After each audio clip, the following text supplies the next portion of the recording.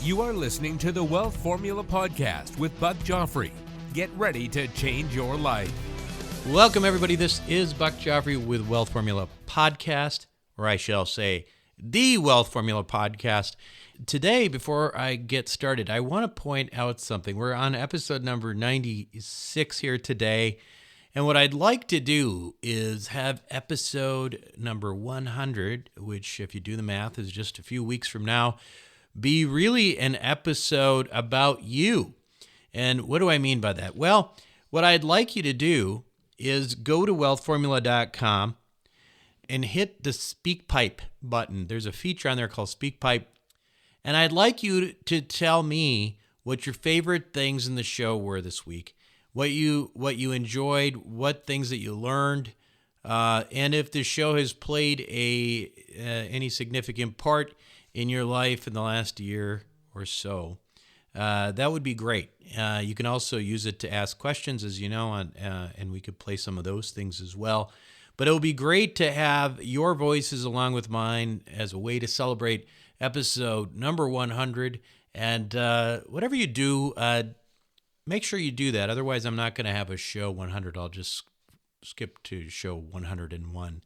So anyway, wealthformula.com, and hopefully, Phil, is it easy to find? It's easy to find that SpeakPipe thing? Yes. Okay, he says it's easy. If it's not, email me, because, you know, he's a 23-year-old cinematography guy, so he may not find. Some of us 40-plus-year-old guys have trouble with that kind of thing. So anyway, also want to remind you that I am going to be at the Note Buyer Boot Camp. This is George Newberry's event on April 18th and 19th. This, my friends, will be a fantastic opportunity for you to learn for yourself how to buy notes and have yourself a business just like George Newberry's. Maybe a little smaller, maybe you don't have a $40-50 million fund, but you know what? This is incredibly great, just an amazing opportunity, and George is very generous to open up his secrets to the world, and I'm excited for it. I'm planning on going. I'm planning on buying notes myself, getting into that business. And if it works well, which I hope it will, then maybe I'll start my own little fund on the side, you know?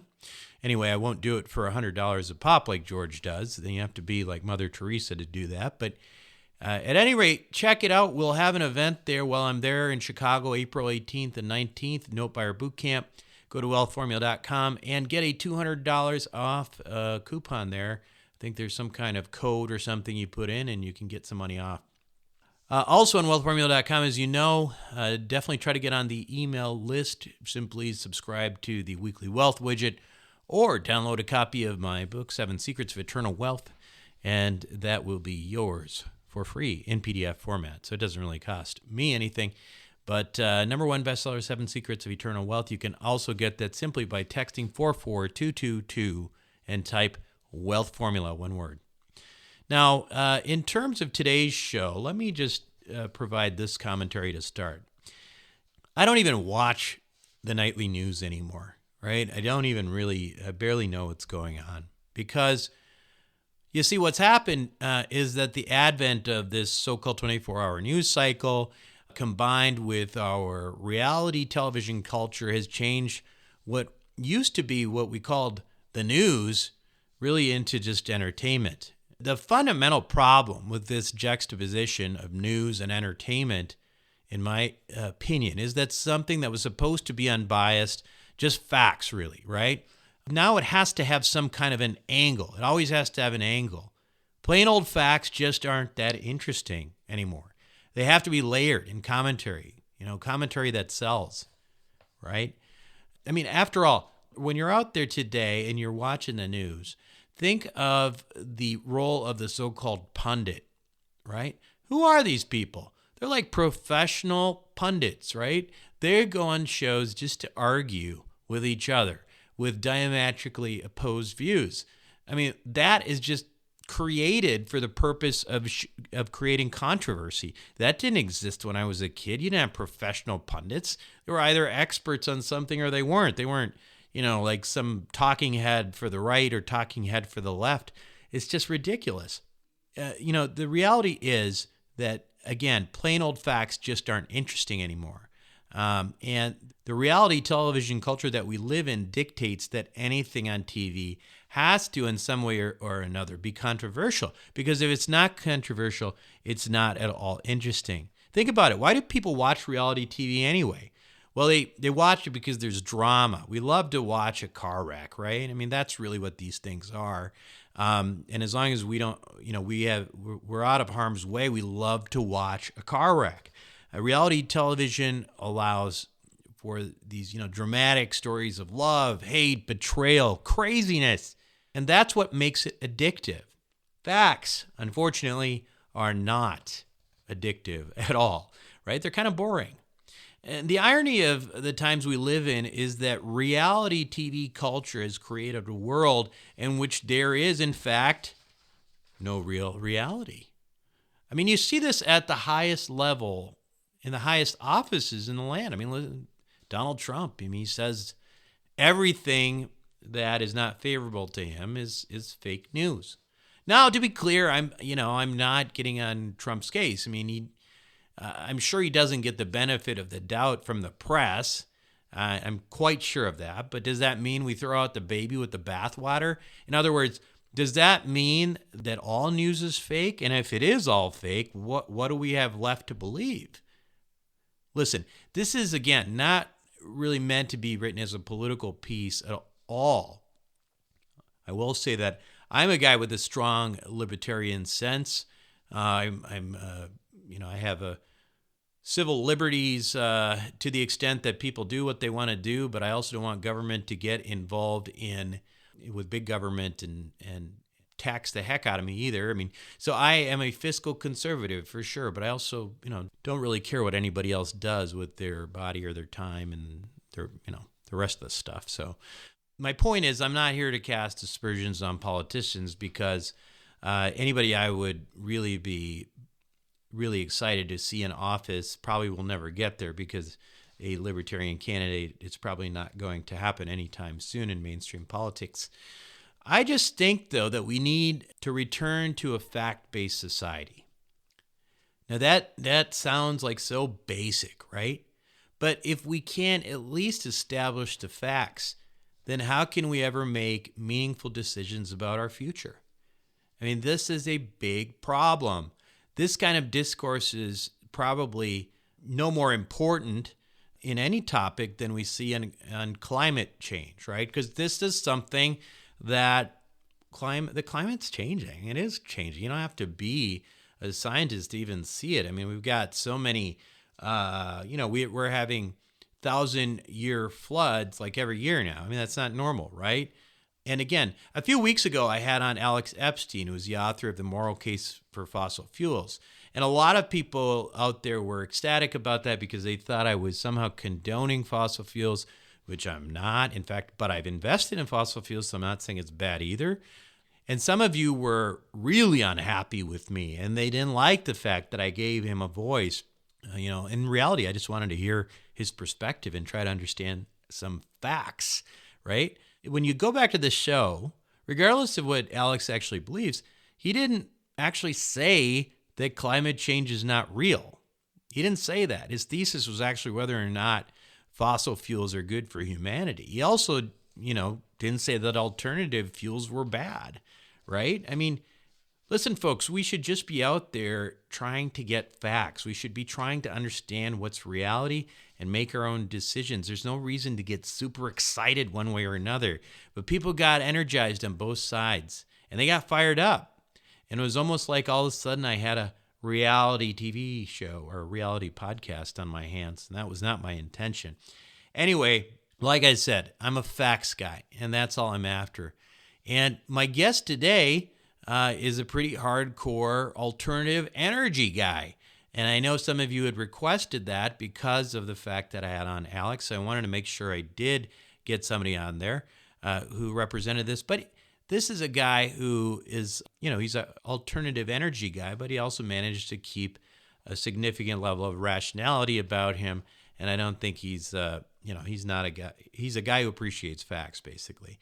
So he's going to tell us about solar energy, and he's also going to tell us why it might actually make sense from not only from whatever moral case or our concern for our children, which we probably should have, right? I mean, maybe if you believe in climate change, but also from a financial perspective, what it is to invest in this area, and if the new tax laws have actually made that perhaps a little bit easier. Anyway, when we come back, I'm going to talk to Stephen Honikman of Wiser Capital. Are you having a hard time finding great investment properties? Unfortunately, the best deals are rarely found locally. Successful investing begins with the right properties in the right markets. Norada Real Estate provides everything you need to invest in the best deals across the United States. Our simple, proven system will help you create real wealth and passive monthly cash flow. Learn how to find the best deals by downloading your free copy of The Ultimate Guide to Passive Real Estate Investing at noradarealestate.com. That's NORADA realestate.com. There is no excuse for lazy money or lazy retirement money. After all, it grows tax-free. With Impact Housing, you can invest with a team that has a strong track record of making investors money through value-add strategies of neglected apartment buildings nationwide. The Real Estate Crowdfunding Review just named Impact Housing to their top 14 real estate investing sites for non-accredited investors and gave industry honors to it for most experienced sponsor and most socially conscious. Put your retirement money to work with an investment in Impact Housing. Head over to impacthousing.com. Again, that's impacthousing.com. Welcome back to the show, everyone. Today, my guest on Wealth Formula Podcast is Stephen Honikman. Now, Stephen's lifelong personal interest has been in clean tech. He's a partner at Wiser Capital, whose mission it is to deploy capital into third-party financed solar energy. He holds a law degree and something called an MSTHA, which we'll ask him about, from Washington University in St. Louis, and he did his undergraduate work in international relations and economics at Boston University. He's also a friend of the family, and this is the first interview we're doing in person because he lives in Santa Barbara. Welcome to the show, Stephen. Good morning. Thank you. So, Stephen, tell me a little bit about your interest. How did you get interested in this whole clean tech thing in the first place? It sounds like it's something that's been on your mind for a long time. Yeah, I'd probably blame my parents. They were born a little ahead of the hippie movement, but had some hippie roots. They probably wanted to be hippies, but were too early to the party. But I was raised as a result in a solar home. My dad, who's a pretty smart guy, he has a doctorate from Stanford. His best friend, when he was in that program at Stanford, ended up being one of the first wind energy pioneers. And so some of the earliest memories I have are visiting wind farms and understanding that you didn't have to get energy from, coal or other dirty sources. And then, he was involved in solar energy from an early age. All of our showers are heated with water from the sun, and the jacuzzi in our backyard was heated with water from the sun. And I, for better or worse, carried that with me all through my childhood and into college, where I picked up an interest in economics and sort of noticed that the most fundamental thing we all have in common is this sort of crazy consumption of energy. And that crossed with my interest in making sure we had an Earth and a planet to inhabit moving forward, suggested that we should probably find a source of energy that didn't destroy it in the process. And of course, it's more complicated than that, but that's a simple background into why I was interested in clean tech and energy in particular.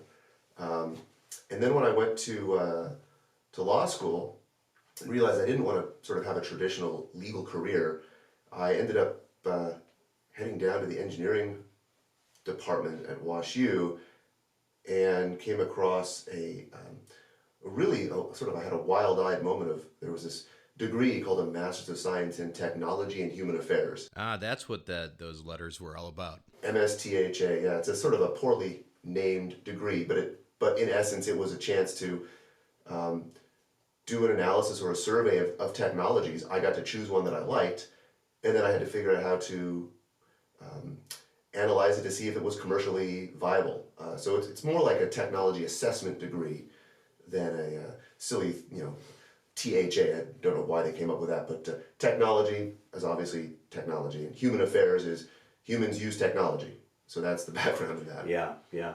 So let's kind of dig into this a little bit. You know, a few weeks ago, I think, and I was just looking on my phone to try to remember what episode that was, but I had a guy on the show by the name of Alex Epstein. Do you know the name? He's a New York Times bestseller, and he wrote a book called The Moral Case for Fossil Fuels. And his thesis ultimately, so his background is he's a philosopher, and his thesis is that there may be global warming, there may be other things that are kind of coming of this, but the reality is that it's the best option out there in a world that needs energy, right? And so I got a lot of heat for having him on the show. Sure. Well, it's funny. I got a lot of heat from some people, and then I got kudos from other people. And so this is a significantly, hot button issue.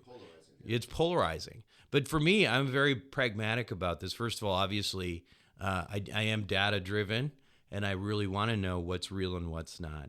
And to me, if there is significant science behind this, which I believe there is, I think it's a smart thing to start thinking about solar. But what do you? Let's not put politics in this. This is not a political issue, right?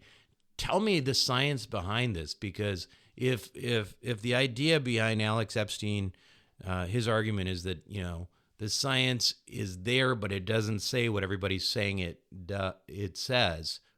How do you counter that? Well, I'm also data driven, and I'm not a climate scientist or a fossil fuel impact expert. I think that at the broadest level, if you're going to be an apologist for fossil fuels, and I don't mean that in a derogatory sense. I mean, if today your case is, hey, we're using them and that's okay, morally it's justifiable, then okay, the appropriate addendum to that is recognizing that they have done some damage. We don't even need to necessarily quantify it, but let's at least recognize it. And I don't know if his thesis includes that we have done some damage as a result of them, but if your thesis is they were justified in being used, fine. I have no problem with that as a concept or a precept to the question of, well, then now what? Right. And all of these things are, I believe, a part of a continuum. We are not, it's one of the greatest things I learned in economics was this, there is no such thing as a steady state. We are either growing or contracting. Balance everything out, and we look at energy consumption from that perspective. Energy consumption is going up. If we now know that the source of energy that we are using predominantly is negatively affecting our ability to live sustainably long term, and you want to include that in the projections for where you want your kids and then their kids to be able to inhabit an Earth, and there's a big question there right there. Without getting into the politics of it, what does that really mean? Ultimately, we've already burned a lot of carbon. So my interest is there an economic case for an alternative to continuing to burn that carbon? And ultimately the answer is yes. What there isn't is an easy path for deployment of capital into those investments to help transition or to accelerate the transition that's going on. Because I think there is a transition going on. We are burning per capita less fossil fuels and transitioning, I think, and this is a net positive thing, to carbon neutral sources of energy. What I think is really an important way to look at most problems on a large scale are just the way you described it. I mean, you're an economist. You're looking at this as a what drives people to do certain things, and if you want to get people on board, the easiest way to do it is by showing them that it's better for their pocketbook. I mean, regardless of, I don't really understand why this is such a political issue. It seems to me that really this should be something that we look at very objectively. I think the idea of climate change deniers is kind of silly. Why deny if something seems to be pretty obviously happening? Is there something else behind that other than just to be a person who wants to be a naysayer, to be somebody who's just anti, alternative energy, to be anti. And I feel like there's a lot of that for some reason. I don't really understand why. But let's look at it from the way that I think most people, most everybody will respond without question, which is what is the economic argument for alternatives over fossil fuels? Well, it is firstly impossible to fully separate it from politics. Right. So if you want to have a conversation that says, yeah, okay, notwithstanding politics, you're leaving out some pretty significant levers that are going to affect Sure. the policies that we've been through. And Like big oil, for example. Big those oil, interests, and right? without getting into the conspiracy theories, which, is there a conspiracy? Sure, but a conspiracy is just a bunch of people agreeing to work together without transparency. I don't think I sound cynical by saying that's probably gone on. Sure. And to the extent there has been big money's interest involved in the politics that set the policy that allowed certain energy sources to have advantages over the other. Transitioning out of energy, at least it's related, but transitioning from that is the fairly now well publicized transition that the city of LA went through from a nice rail network to one that is dominated by cars. That was a pretty clearly policy motivated endeavor from the automotive industry. They're like, oh, we can sell a lot of cars if there were a lot of roads in LA. So they went to the powers that be in LA and they said, let's rip up those rails and build a lot of roads. And now 50 years later, we're putting a lot of rail in at a huge expense because roads in fact are not a panacea to transportation needs. They have congestion issues just like any infrastructure does. If you have more demand for it than there is capacity available. And ultimately that comes back to energy, which is that energy is this thing we all consume. None of us, because of various policy issues and politics that have gone into it, are really aware of how much we use. It is absolutely not priced in a transparent way. And my deeper philosophy is I really want to make sure people are aware of how much energy they use and have that price of energy be set by a market so that your consumption of energy is actually pocketbook driven and that you decide more efficiently what are needs versus wants. We're sitting in a studio right now with really nice lighting on us. That might be something that you as the producer of the show decide is a need for your show. Well, you should pay for that. And right now the light that's coming off those reflectors is not something you're paying for in the same way that anyone else who really actually needs it to read a book, which maybe in a fairer balance might say is a higher need, but you're paying the same kilowatt hour price for that. We're talking about a very granular analysis of what a kilowatt hour of energy should cost. And it's probably in the weeds from the larger issue right now, which is just, well, the reason we have the situation we do is because 100 years ago when the grid was being laid out, single points of generation, be it a big coal-fired power plant, that was really the best and only way to generate energy. To do that required politics to get involved so that someone could raise a bond and issue a bond and have utilities, and we have this fairly archaic dinosaur resultant network of utility energy distribution. And I'm only talking about electricity. Natural gas is its own thing. Sure. As far as electricity is concerned, 100 years ago, it probably made sense. And so to the extent I would agree with his thesis of like, well, to do what we needed to do to get to where we are, sure, we needed to burn a lot of coal. Sure. It's an interesting question in its own right. It's kind of vacuous because here we are. We burned a lot of coal. Yeah. The question for me is now what? So you mentioned deniers, people who just want to be against something for the sake of it. Spending a lot of time, once you've identified those people, spending a lot of time debating them is kind of distracting. I'd rather figure out, well, what are the opportunities and let's go after them. And so to the extent I can install an energy system that, a clean energy system that generates electricity today and make that electricity available to someone for a price that provides a return on the investment I had to expend to install it in the first place, that's what we just need to focus on. Well, what about the cost in general, though, right now? I mean, what does it cost to, I don't really know what a kilowatt of energy looks like, but Right. the point being, like, dollar per dollar, which costs more right now? Is it still the solar energy that costs more? And now we're going to delve into, it's impossible to ignore the political and policy questions. if you price in any kind of reasonable externality, you've got now things which are no longer empirical because you've got disagreement on the underlying data. Right. Do you price in, cancer that might be caused by a coal-fired plant? Because I'll guarantee you that the solar energy system on a roof isn't causing that kind of cancer. That said, Well, let's just look at it from the very discrete from the identifiers. installed kilowatt base price, and this is where you can really justify it and look at it real world analysis. Hawaii is a really interesting case study. Hawaii has no fossil fuel available to it locally.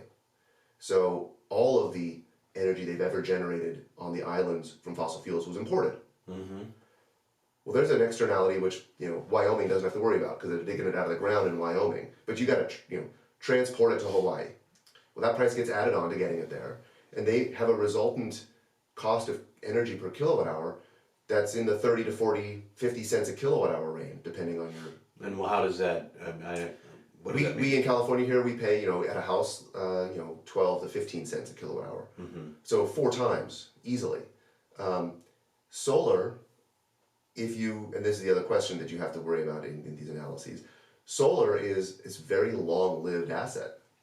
So your return on investment for that long-lived asset should be appropriately, given its very low risk as well, not all that high. So a per kilowatt hour price that solar has to compete with is what you don't have to buy from the grid if you install solar. That avoided cost. If you install a solar system in Hawaii, you are avoiding 40 cents a kilowatt hour energy. So your solar system there has a much better return on investment. So the point being that, there's sort of, once you tap into the initial infrastructure, which might in itself initially be more expensive, relatively speaking, that over time, because it's sort of a never ending until the sun burns out, right? It's sort of the fuel source is free.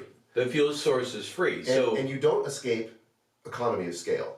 So one of the biggest benefits that the original central point generation paradigm, and do you know what I mean by that, like central point to many? So a single coal-fired power plant would power a city. Right. So you got 100,000 people with energy from a single point. Yeah. That's very counter to the paradigm of everyone having their own little solar energy system on their roof, but have them all networked together so that if one part of the city is cloudy, they can get energy from the other part of the city that isn't. And that's a distributed generation network, which is inherently more stable if you can manage the energy. And that gets into topics which we can talk on later, but back to the economic issue. The underlying economics of a solar system do suffer from or benefit from economy of scale. So if you could build a single large solar system, you're going to have a lower per kilowatt hour resultant energy cost than a small one. Yeah, the irony here is that, to me, when you say that, what strikes me is, we're talking about special interests with oil and gas and that sort of thing. And solar. But to the extent that the oil and gas and coal industries and such have had a long, long time to create these huge, special interest groups, and a lot of those companies are very, very large and centralized. And what you're talking about is, sort of a bunch of smaller companies ultimately sort of trying to compete with the special interests of some, behemoth oil and gas and well coal. Entrenched. Right. And there's 2 issues actually, not just the lobby. The lobby or the policy interests are, at least you can attack them from a political perspective. You can say, oh, that's not fair and that's corrupt politicians. What you can't argue with is that those interests have, I don't know the total number, but I would guess it's in the hundreds of billions of dollars, if not trillions of dollars, of spent capital. So they have real investments that they are their interests in protecting are appropriate. Right. You don't want to walk away from $1 trillion. Yeah, no question about it. And I think I'm just trying to, again, sort of try to understand the issue, from 1,000 feet and say a high level and say, well, what's going on down there? So far to me, I'm what I'm gathering is that there's an economic issue that potentially will probably get less expensive as time goes by. So it makes alternatives probably almost certainly will take over the the status quo as time goes by. Well before anybody ever will have to deal with this whole old notion of peak oil, because peak oil itself is a question of, well, how much is the oil worth to go dig for? right. But now there's sort of this never-ending. Now we got fracking. Now there is more oil in that whole thing. Yeah, and there's just we're not running out of oil and gas. We didn't leave. My favorite expression is we didn't leave the Stone Age because we ran out of stones. Yeah. Right. We're not going to leave the oil age because we ran out of oil. Right. We didn't transition from coal to oil because we ran out of coal, and we didn't transition from oil to gas because we ran out of oil. Ultimately, it is the things like special interests which keep those things around longer than they might otherwise be around, and that's not judging it. It's kind of just reality. No, I get it. I guess my point being that, when we talked about, we've had people on talking about peak oil and such, and one of the issues there, of course, is the idea that the alternatives are not going to be there in time, not cheap enough in time, and to me that doesn't really seem like the issue at hand. It seems to me like that's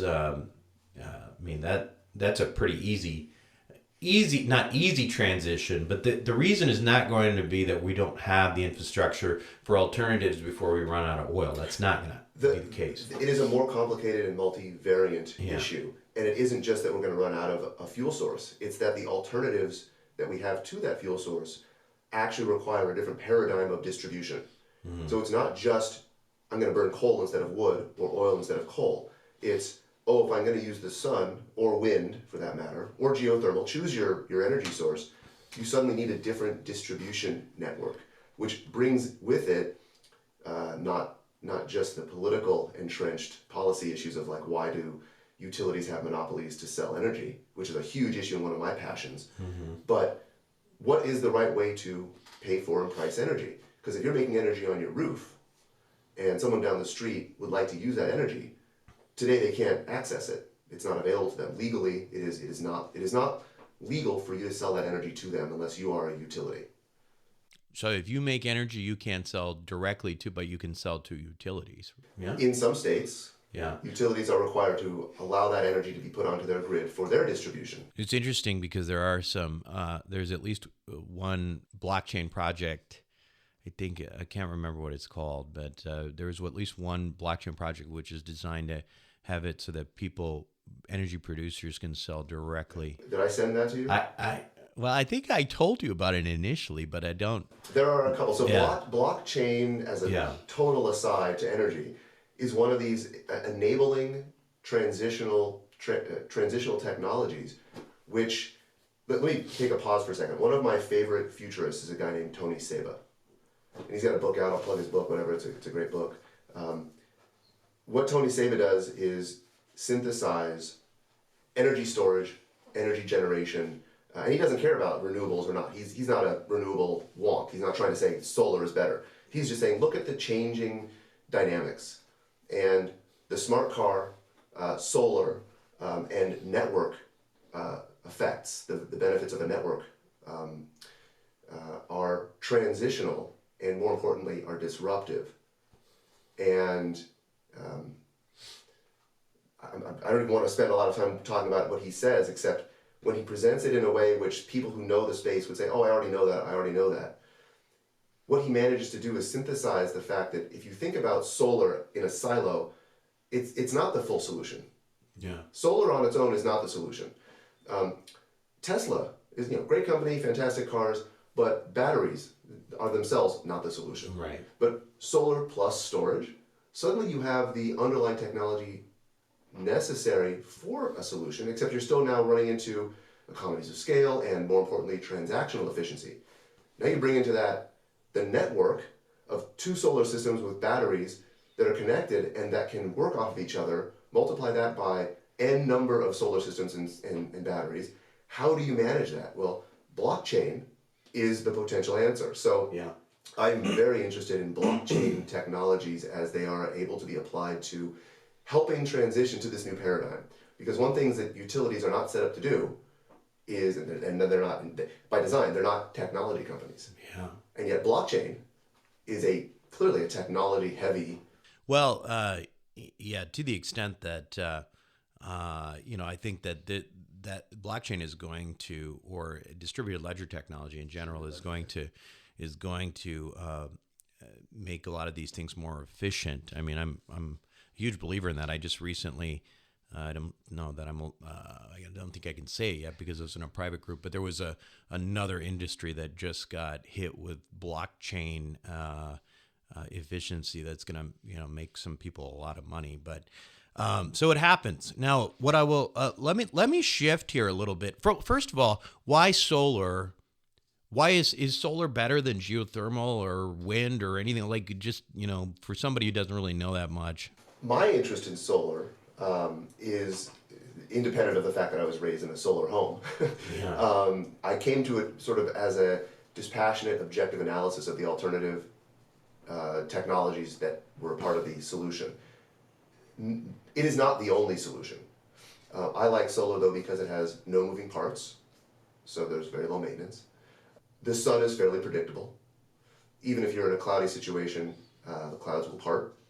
And are you familiar at all with peak demand and the duck curve and these other sort of cliche terms? Well, that the sun shines during the day is a better alignment of the need for energy than wind, for example, which tends to blow at night. Oh, I see. So what do you do with a bunch of wind that's being blown at night? You end up using a lot of that energy to pump water uphill so you can release it during the day. It's called pumped hydro. But you're actually then not using the wind energy directly. You're using it to pump water. So you can release the water during the day and let that help the grid stay up and running when everyone in LA is turning on their air conditioners. Solar is on during the day, and if it's hot in LA, it's probably because the sun is out. So if everyone turns on their air conditioners, the sun might also be shining. Now you have a real issue, which is when the sun starts to set, in the hottest part of the afternoon, the AC stays on, and the power from the solar systems starts to decline. That's why you need some sort of storage to go with your solar. Storage today is about where solar was maybe 10 years ago. I mean, margins of error of decade development, but from that perspective, I like solar because it is a material science-based technology, which is very well understood. It is efficient enough.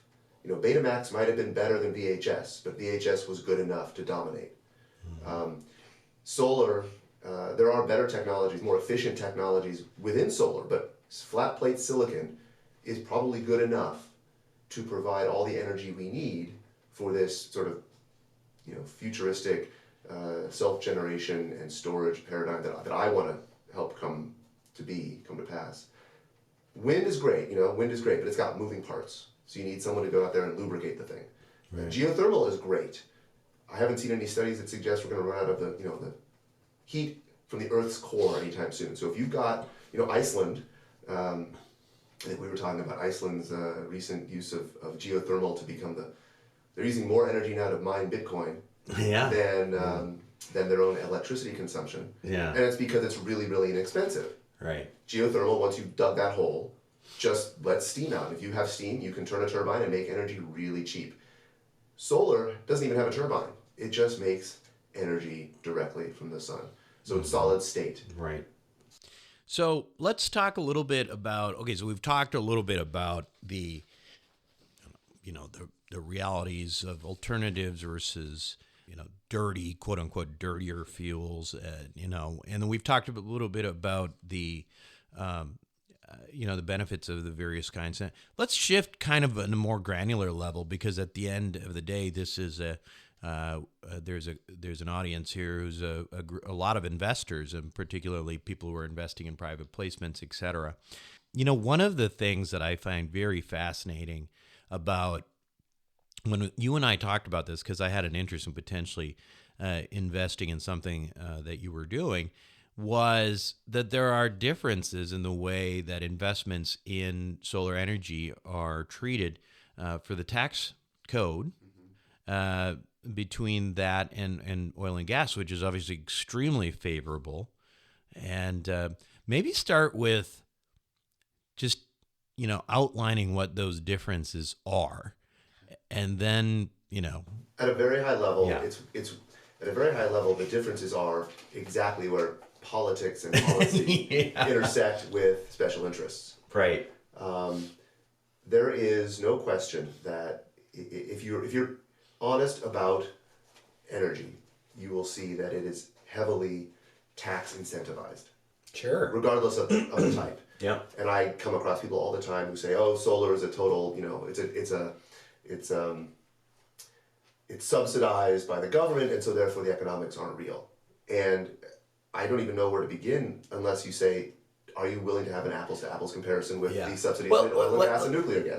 Let's do this, because I think this audience is very familiar with oil and gas. I mean, so the way, just as a review for any if you don't remember this, oil and gas drilling, tremendous tax benefits here, because what happens is that there's effectively if you invest, say you're investing $100,000, you get to take depreciation on the drilling equipment that the operator has. It might be as high as, I've had investments as high as 85% in the first year. So effectively what that means is you invested $100,000 and you got an $85,000 tax write-off. That's even if you're a W-2, by the way. So you can get, you can make your investment, and then 85, who knows, 90% of it, whatever, becomes a tax write-off. And then on top of that,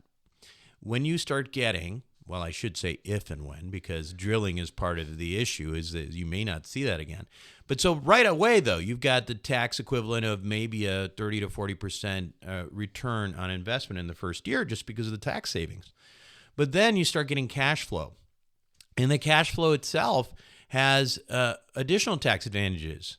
So up to it probably comes out to about 50% of the cash flow that comes from that investment, again, is tax sheltered. So this is an enormous tax beneficial investment. And if, recently had Tom Wheelwright, who's Robert Kiyosaki's CPA on, and a friend of mine, and Tom points out in his books Tax-Free Wealth that ultimately the tax code is written by the government or the special interest or whoever it is to create certain policies, right? We can dictate what we want people to do by making it an advantage for them through the tax code. So this obviously is a huge advantage to investors to invest in oil and gas. And you could say that, I think from the standpoint of all of what's going on in the Middle East and et cetera, that there is a strong necessity of energy independence. But shouldn't that also be the case for alternative energies? Because again, if our goal is ultimately energy independence, it's not just oil and gas, right? So with that same $100,000, say I come to you and I want to make an investment through Wiser Capital. Tell us how that's going to work from the tax and cash standpoint. Forget Wiser Capital for a second. The thing that is worth pointing out, the specific legislation that you're referring to that is benefiting drilling, but not solar, or wind for that matter, any renewable energy, is a structure called the MLP, the Master Limited Partnership. The legislation that enables the tax policy for MLPs specifically excludes renewables. So it's almost like it's saying, if you're going to rake the earth, here's a bunch of tax benefits. But if you're going to do all this do-gooder stuff, you better pay taxes on it. Which from a policy perspective is a little backwards. Yeah. And as an example of, without getting too cynical, there probably was an oil and gas lobbyist who went in to help craft that final language, which made it an advantage to the oil and gas industry and a disadvantage to the solar industry. So solar does not get the same tax favorable treatment. So talk about that though. No, so that MLP model that you're talking about, how does that change the returns, that an investor sees then? And it's even more complicated than just that level, because you mentioned that if you get the returns, you can take those tax benefits against your W-2. The tax benefits, and solar does get tax benefits, I'm not going to suggest that it doesn't, but those tax benefits themselves are actually shielded from W-2 investors. You have to have the right kind of tax liability to participate in the tax benefits that solar produces. So with that same $100,000, without getting into whether or not you can take the tax benefits, here's what the tax benefits are. $100,000 investment in solar in your home gives you a 30% tax credit against your personal income, regardless of the site. So tax credit. But it has to be on your home. Okay, on your home. On your home. We don't do residential projects. Sure. It's a very well-served space. If you want to go solar, you don't need to spend a dime. You can go get someone to finance your solar system. And they will take that 30% tax benefit. The commercial sector that we serve, which is this very underserved market, very, as just a quick aside, really small projects on homes are easy to finance for solar. Really, really big projects are easy to finance, and I mean easy in quotes. There's still a lot of complications that go on with it, but the capital is available for those projects. Medium scale projects, of $100,000, which is not a trivial amount of money, they get the tax benefits as follows. 30% of the value of the solar system is available in the form of a tax credit. So you get 30% of your capital back by not paying taxes that you otherwise would have to pay. And then there are depreciation schedules, which are very advantageous as well, that solar does qualify for. I'm in conversations right now with some CPAs about how to interpret the new tax code. There are bonuses on top of that accelerated depreciation, which are a part of the new tax code. The net result is, and this is where the math gets a little funny, if you take the 30% tax credit, which if you can, you should, you then have to reduce the basis available for depreciation by half of the tax credit. So if you take 30% tax credit, half of that is 15, and you reduce your basis by 15. So your basis that you can then depreciate is 85% of that original $100,000. So you can depreciate $85,000 against whatever schedule you can apply. I think, and I'm not giving tax advice here, but I think the schedule this year is 100%. So if that's true, if you can take that bonus depreciation in the year you place that capital, if you place the investment in service, you can fully depreciate the whole thing in year one.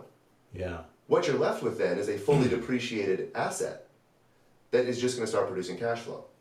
Now, unlike the oil and gas investments, that cash flow is just ordinary income, which is then going to be taxed at whatever your marginal rate is. If you can't take the tax benefits that the investment provides, you have to then carry your loss forward, and you can shelter the income from those solar investments and never pay taxes on them. That is ultimately the value of the investments in these projects. So we provide a easy way of calculating it is after tax IRR on these projects is just the cash flow, and then you can kind of know that you're not going to pay taxes on it and keep it very simple. How you're not going to pay taxes on it if you're doing a carry forward. If you have the if you have the taxable income to use up the 30% tax credit and the accelerated depreciation, you're probably going to. Yeah, well, and I'll just point out here, because this is actually a little bit different, I think, than our discussion before, because I think the laws have changed. This is actually... It's an unknown time right now. It's actually more favorable than it was. Because if you think about it, the credit is better. The credit is definitely better than taking the depreciation. Oh, you want to take the credit? Right, you can. Yeah. Right. So if you're taking it all in 1 year, you're taking the depreciation as a write-off, but the credit is actually coming straight off your tax liability. And so, for example, the best, short of active participation in the industry, the tax credit is available against other passive income. Right. And that has to be qualifying passive income from either another solar project or real estate income. Well, yeah, right. And then the other thing is there's a number of different things that people, in passive income. For example, if you own businesses, that's probably my biggest source of passive income was right there. But this is actually no different from recently. We had an ATM offering, which was a Section 179 offering, and really it benefited people who had passive income because they couldn't take it against the actual asset that had to come off of different things. But what's interesting is once this income starts coming out, so if you didn't take advantage of it because maybe you were a W-2 and that's your only source of income, the income that comes out is then sheltered for the most part. But you're not going to generate enough income to you can carry it forward, I think, 10 years. I don't think you'll use up all of the income or all of the shelter available from the income. But again, that gets back to your previous Why question. is that though? I mean, I because thought energy is so inexpensive. Right. The only charge I can make for solar, and again, I don't believe in doing any solar investments because it feels good for the earth. Yes, Sure. That's great. Fantastic if we're helping the earth. I think it should make sense economically.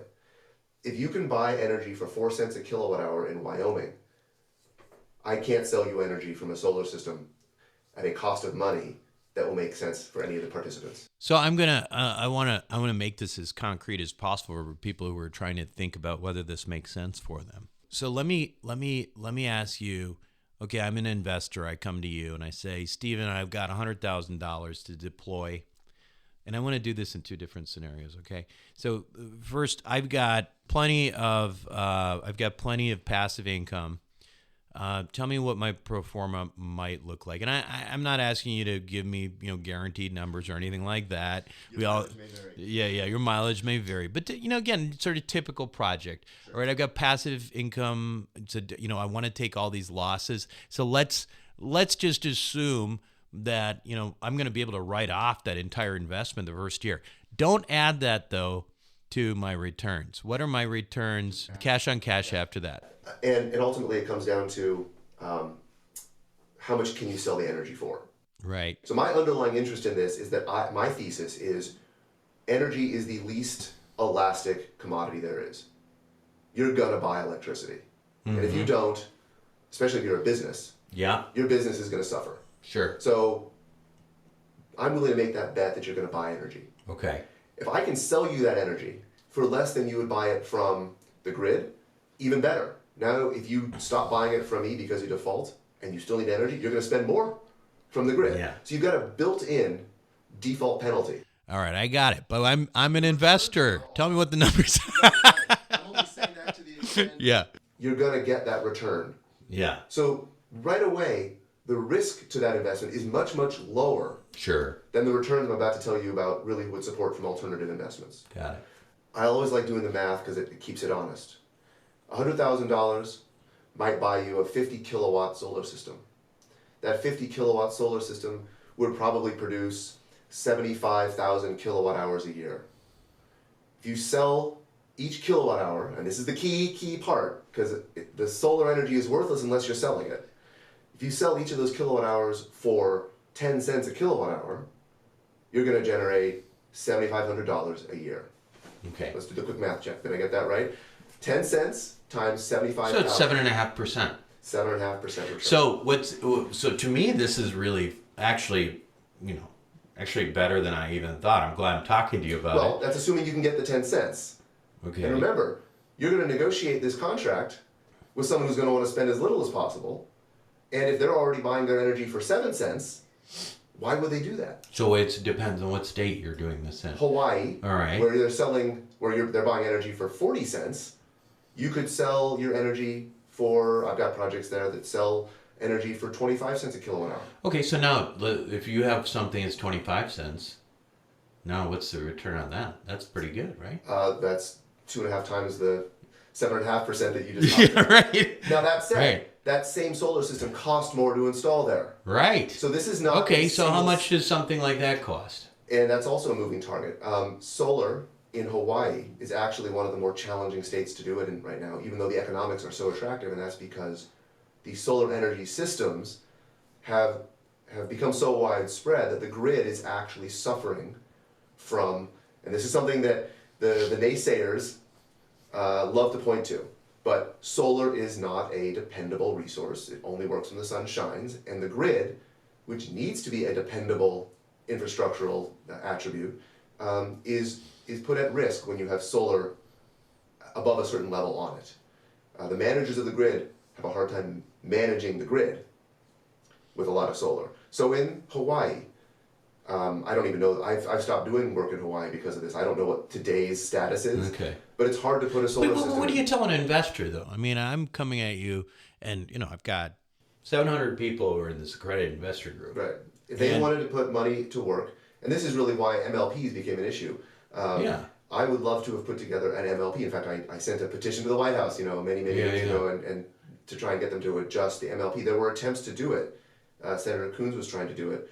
It falls on deaf ears. But it doesn't happen now. It doesn't, right. So, but in today's world, if you could put together a pool of accredited investors who wanted to participate in this asset class, Like a syndication, we've done that, a syndication, Yeah.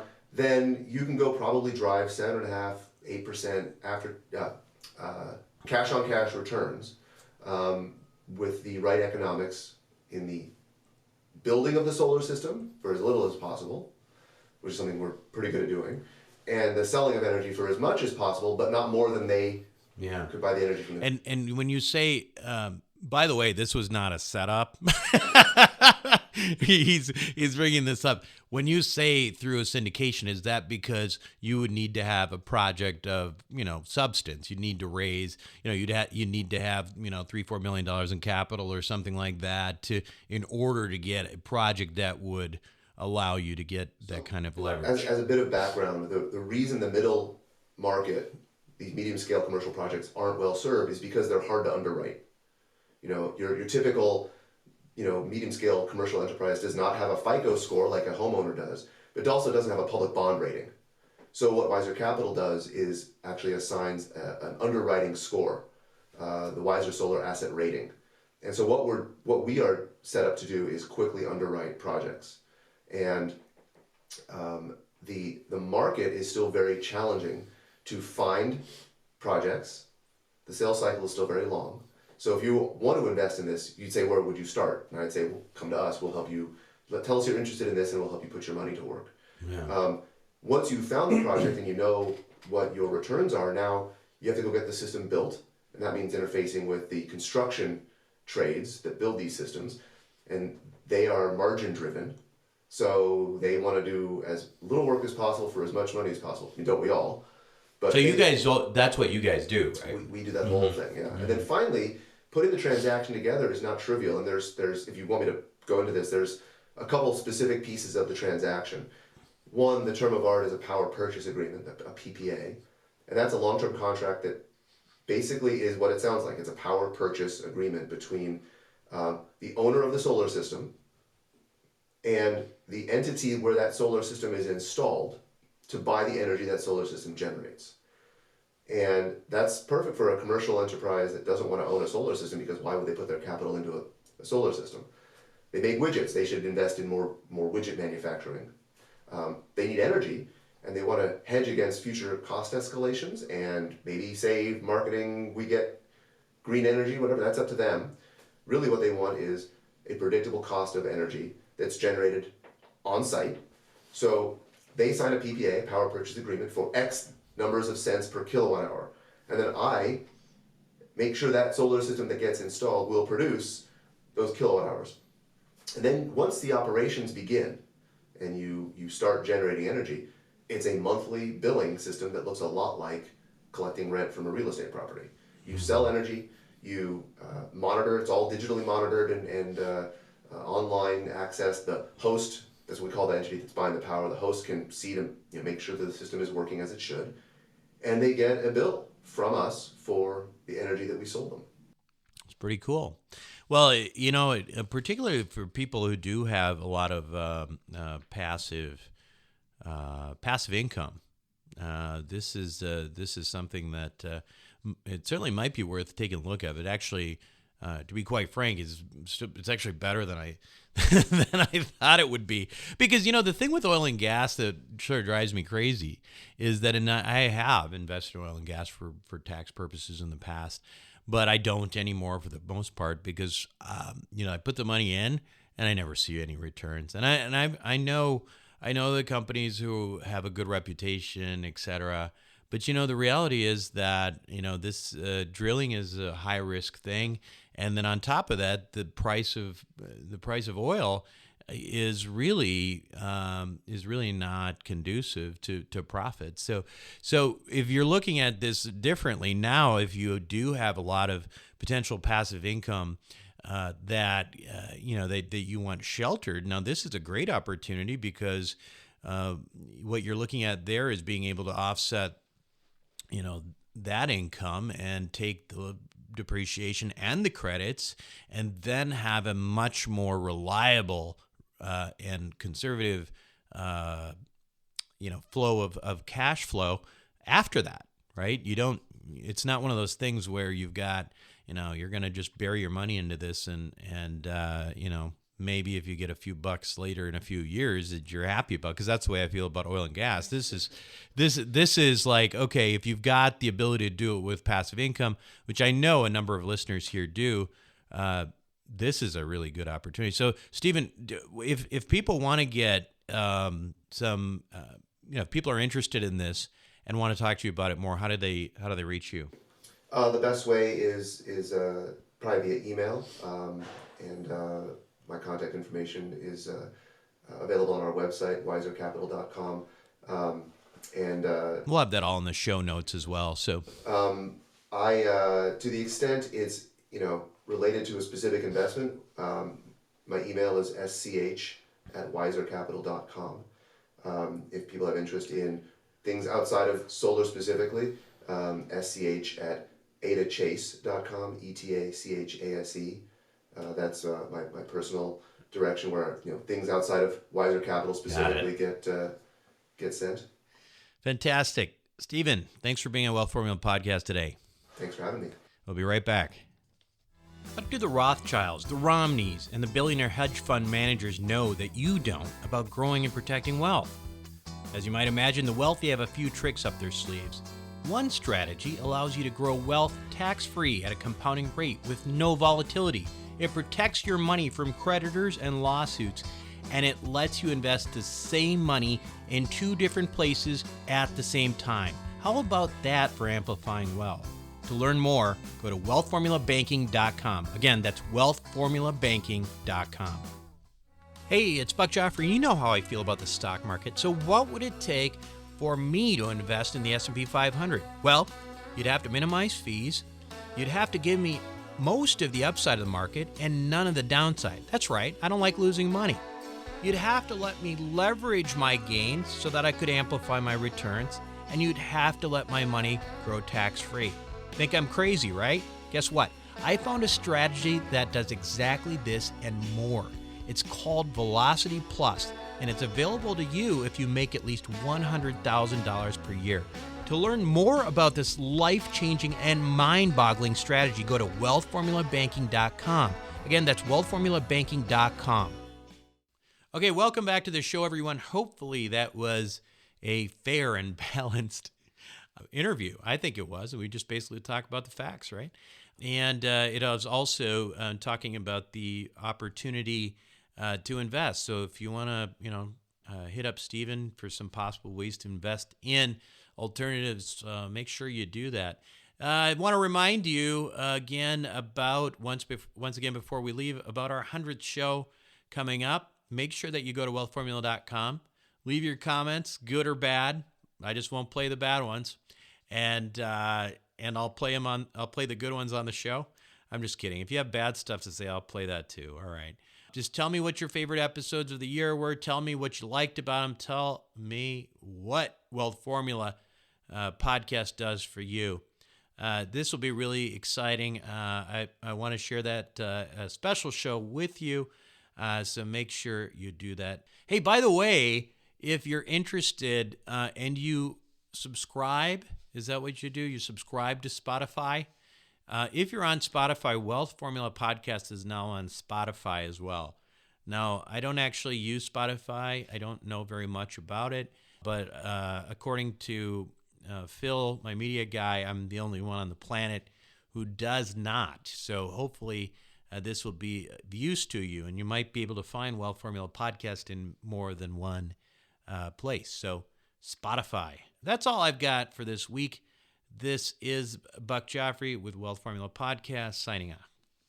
Thank you for listening to the Wealth Formula Podcast. Visit us on the web at wealthformula.com.